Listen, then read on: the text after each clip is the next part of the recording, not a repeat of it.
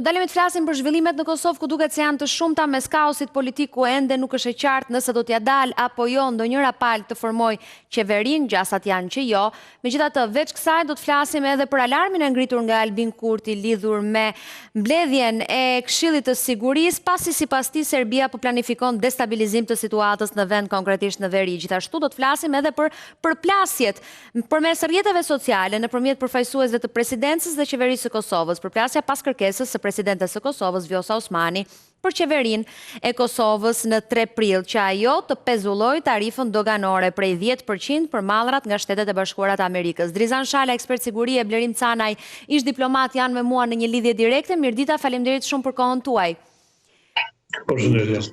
Me lejen tënde, Blerim, po e nis me Drizanin për të kuptuar nëse realisht situata është kaq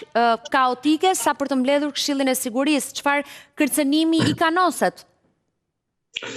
Padyshim, Këshilli i Sigurisë Kombëtar të Republikës Kosovës është mbledhur në bazë të rezultateve nga organet e sigurisë, ato të inteligjencës dhe policisë Kosovës, të cilët kanë kryer një operacion brenda Republikës Kosovës, duke parandaluar dhe duke ndërmarrë veprime preventive në raport me një veprim të spionazhit serb brenda teritorit të Republikës Kosovës, e cila më pastaj është argumentuar dhe dëshmuar një gjë e tillë që tani më Serbia përmes formës subversive tenton të ndërhyjë brenda sistemit politik, brenda ngritjes së tensioneve etnike, por njëkohësisht duke kryer spionazh ushtarak. Prandaj organet e sigurisë, duke informuar në linjën institucionale krerët e shtetit, janë sugjeruar që të mblidhet Këshilli i Sigurisë Kombëtare për të analizuar pasojat, dëmet dhe kërcënimet e ardhshme që mund të vijnë nga këtë struktura, nga këto veprime subversive të organizuara nga Beogradi zyrtar. Blerim, a është normale në gjykimin tënd një mbledhje e Këshillit të Sigurisë vetëm për këto arsye që Drizani tha faktikisht, po edhe për ato që përmendi vet Albin Kurti? Po tashti në qoftë se ka pasur diçka serioze aty, atëherë natyrisht që është normale që mbledhet Këshilli i Sigurisë, por do të ishte edhe normale sikur ajo të mbahej intern dhe jo gjithmonë që të mbahen gjakrat, ashtu të them, larg. Por tani jemi në një situatë të tillë ku shpesh herë disa çështjeve edhe ju duhet një farë vëmendje më e madhe, për shkak se të gjithë e dimë që në fakt Kosova gjithmonë është e rrezikuar nga fshinji i saj verior dhe duhet që të jetë syçel. Por në anën tjetër po e dimë që jemi në formim apo në rrugën e formimit të institucioneve dhe ta shohim se si do të përfundon dhe si duket është edhe një farë,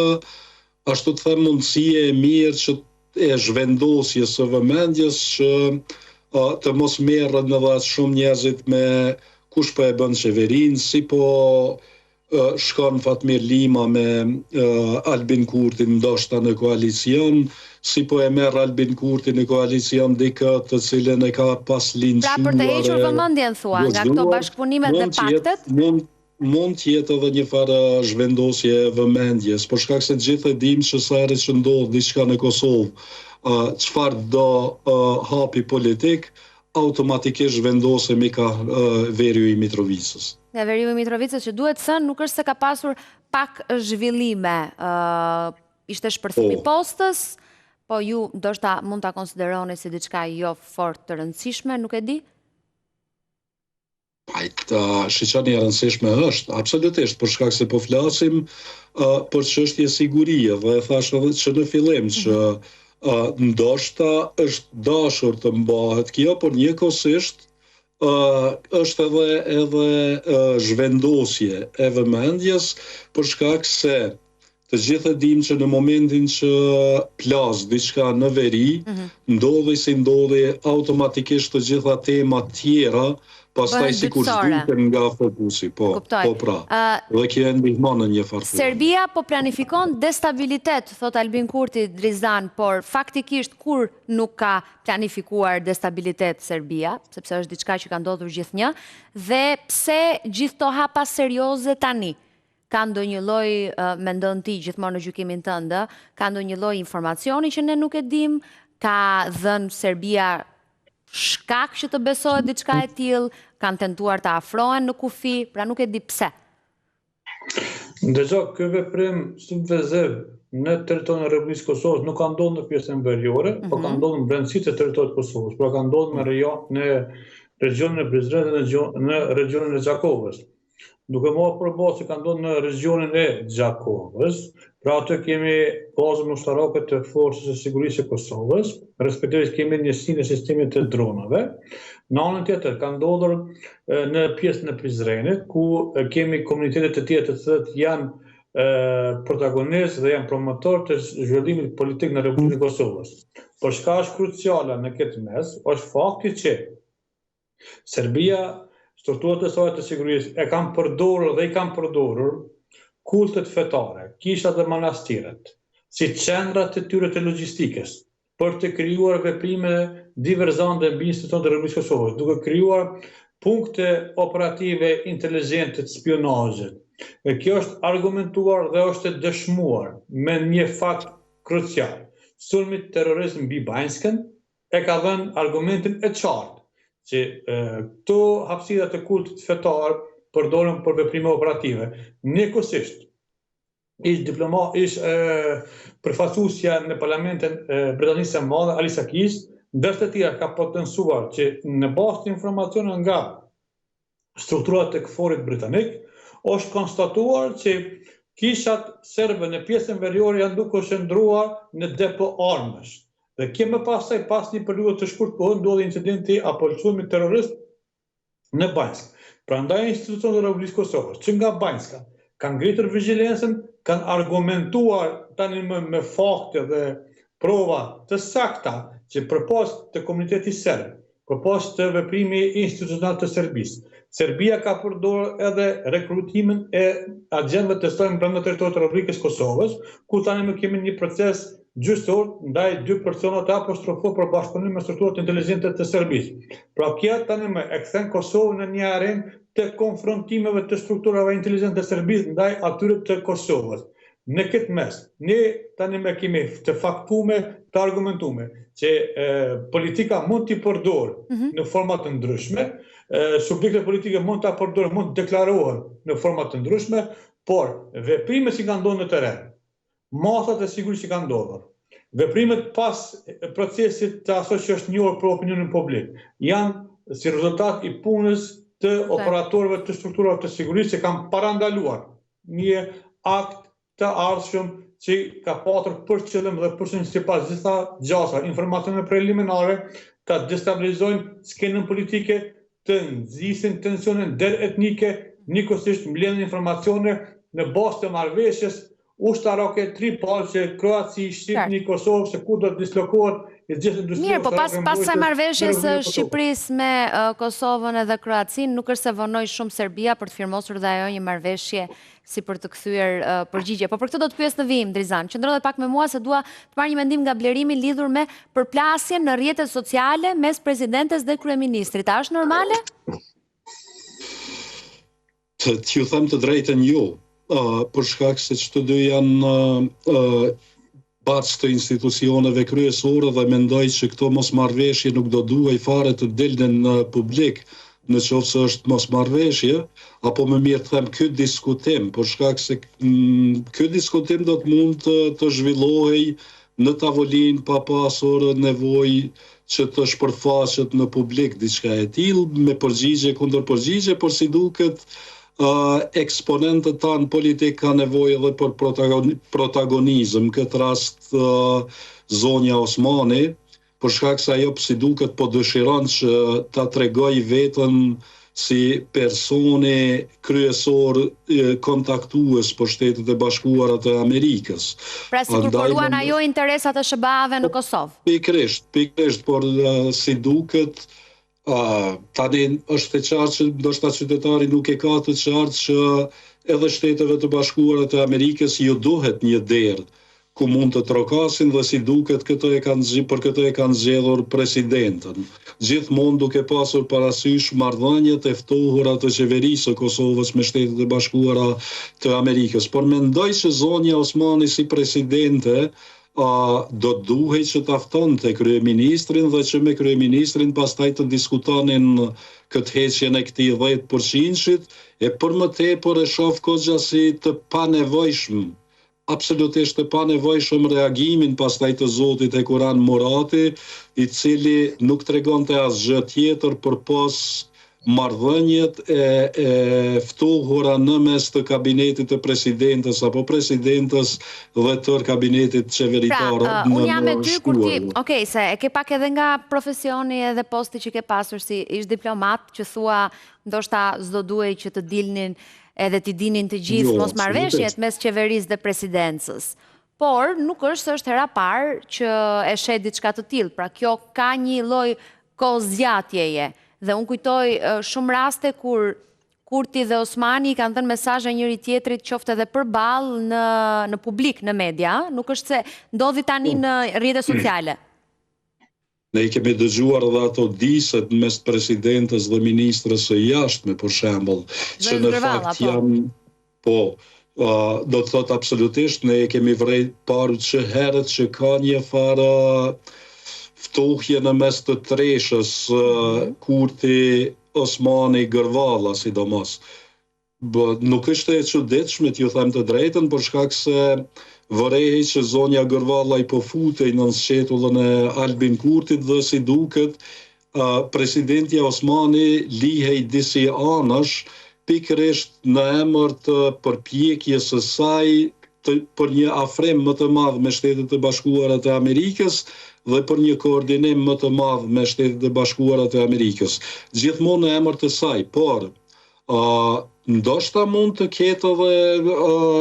çështja mund të jetë edhe më e thellë, për shkak se në vitin e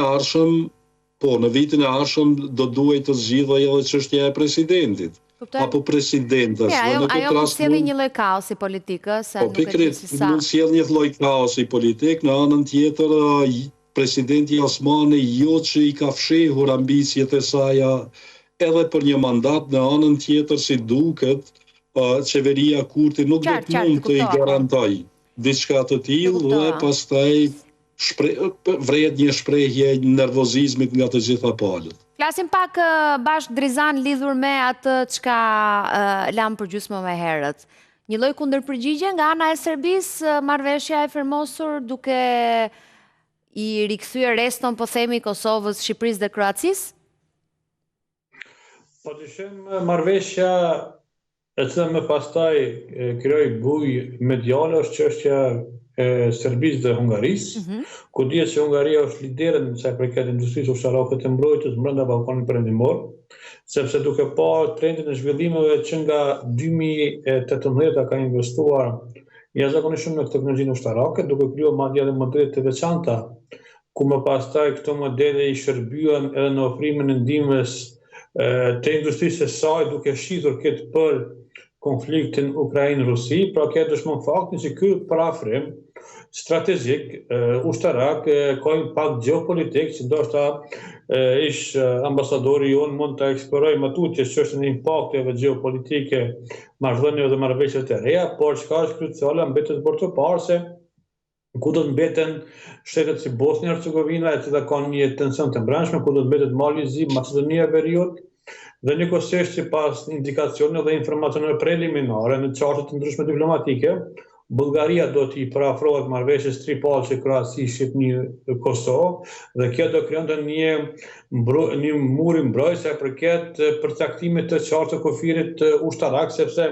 Cinderella çështjet e kufirit tani më janë duke marrë për masën ndërkohë përpas ndryshimit të kufirit politik, shtetëror, ekonomik, tani më edhe kufiri ushtarak, sipas gjitha gjasa do të jetë një nga problematikat për 10 vjeçarësin e ardhshëm, ku në kuadër të këtij ndryshimi të kufirit ushtarak do të pasurojnë ndryshimet të kufirit religjioz. Prandaj gjithë kjo duke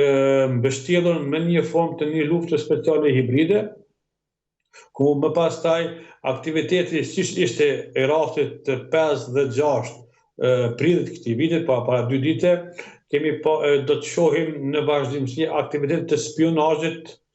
serbo-rus në brenda teritorit të Ballkanit Perëndimor për të nxitur dhe për të marrë sa më shumë informacione nga marrëveshja tripalqe, e cila do të jetë determinante e proceseve të doktrinës amerikane respektivisht të NATO në Ballkanin Perëndimor. Për të qenë më i qartë dhe më koncist, NATO-ja do të ndryshojnë konturat të saj doktrinare sipas informacioneve brenda çarsheve të caktuara diplomatike në Bruksel, të cilat ne i gëzojmë dhe i kultivojmë ato marrëdhënie të ndryshme, është konstatuar se NATO do të mbetet vetëm si ombrelë politike, ndërsa funksionaliteti i elementeve ushtarake do t'i bartët regioneve përkatëse, pra në këtë mes, pra Kroacisë, Shqipërisë,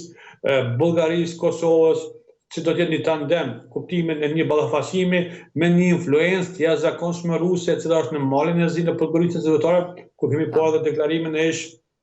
kryeministit Dritan Abazović, si ndër të tjerë, e thotë që shqiptarët në mal të zi nuk do të shuhen, nuk do të mund t'i largohen dhe t'i të bëjnë askush nga trojet e tyre, pra kjo tregon për një tension të mbrëmshëm dhe një... Pra që do thoja, ti mendon se këto janë arsye që sjellin pasojën e një lloj bashkimi pastaj formal me firme dhe me mesazhe që duan të përcjellin? Pra janë disa lloj vatrash shpërthimi nga momenti në moment? Pikërisht ne do duhet ta shoqërojmë në aspektin makro, pra tensioni i mundshëm dhe shumë i lehtë i ndezur është Republika Srpska në Bosnjë dhe Republika e Kosovës në pjesën e veprimeve subversive që ndërmarrin struktura shtetërore të Serbisë. Duke parë edhe elementin politik, të atij kufirit politik shtetëror, Maqedonia e Veriut, ne shohim deklarimet tani më të një tensioni të mbrëmshëm brenda entitetit maqedon dhe shqiptar. Në Maqedoninë e Veriut, lidhja e kryeministit Mickovski me politikën e Beogradit zyrtar, lidhjet e presidentes së shtetit të Maqedonisë së Veriut me politikën e Beogradit zyrtar, në dëm të interesat të shqiptarëve. Në anën tjetër shohim një intensitet të politikës së Beogradit, madje edhe Aleksandar Vulin, ndër të tjerë ka potencuar qartë në një deklarim të tij që ne kemi gabuar me Dritan Abazovicin se kemi kundërshtuar, por ne s'dishte të përpunojmë këtë njerëz i cili do të shërbente interesave serbe për ta krijuar botën serbe. Në anën tjetër ne shohim një tension i cili është permanent dhe shumë i rrezikshëm sa përket edhe të arrestimit të mundshëm të Dodikut nga strukturat e ndryshme. Pra, çështja e Ballkanit Perëndimor ka krijuar pikërisht një sinjal brenda Aleancës Veriatlantike të një pjesë e caktuar shteteve strategjike, si të lejohet Kosova të jetë pjesë përbërëse e marrëveshjes ushtarake me Shqipërinë. Kuptova logjikën që the. Këto janë arsye që sjellin pastaj nevojën edhe për t'u bashkuar me njëra tjetrën. Faleminderit shumë Drezan. Derim, ishte kënaqësi. Përshëndes. Shumë shkurt një hapësirë publicitare, do të kthehemi përsëri bashkë, do të flasim për atë për çka protestohet në Shtetet e Bashkuara të Amerikës, por me gjas efektet do të jenë shumë të mëdha jo vetëm në Shqipëri, por në çdo vend të botës. Tarifat e reja të vendosura nga Trump, çfarë prekin? Pas pak.